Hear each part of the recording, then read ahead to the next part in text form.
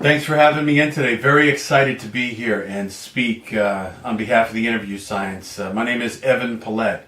I've been a top-ranked recruiter in a lot of the toughest companies in the world in technology. That includes Oracle, Siebel, SAP. Won the #1 worldwide recruiter ranking at Oracle and Siebel Systems. Won the Oracle Best Recruiting Award and 3 Outstanding Achievement Awards at Oracle. I staffed the toughest teams that there were at Oracle. Major accounts, 500 million and above. 5 of the Oracle SWAT teams for Larry Ellison, as well as the Business Online teams and the worldwide e-commerce teams. So I hired some of the best e-commerce global task force leaders for internet commerce for Oracle, and I've had a phenomenal time making a difference out there in the recruiting industry.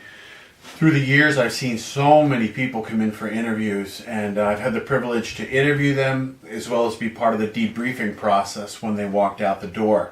The one thing that I found is most folks walk out the door and they have no idea whether they won or lost in that interview day. They may have an inkling, but they spend the next 8 hours or 24 hours in fear and worry about how they did and in pain about whether they got that spot. Excuse me. One thing I've looked at is what are the key deciding factors, the questions behind the questions that every hiring manager and leader needs to know before they're going to add you onto their team, regardless of what industry you're interviewing for. And I came up with a science based on my master's degree and postmaster's in industrial organizational psychology and my role behind the scenes, being able to actually hear what CEOs, SVPs, VPs, and all the leaders say after you've left the interview for the day.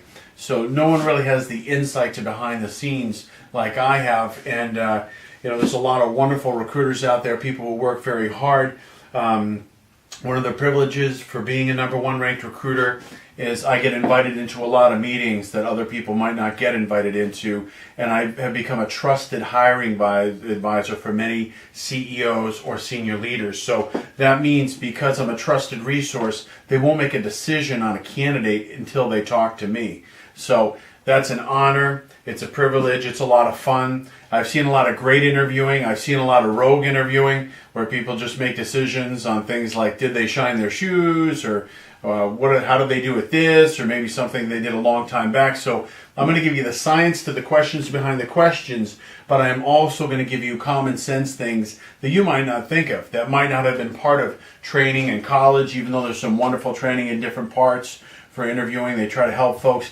The unfortunate part is most of the information out there is 20, 25, 30 years old. There's new cutting edge science for how to interview, for how to have a strategy and an approach. So that's what I am here today to give you. And it's exciting for me to give you that because part of the reason I wrote the book, The Interview Science for Candidates, is it pained me to see people not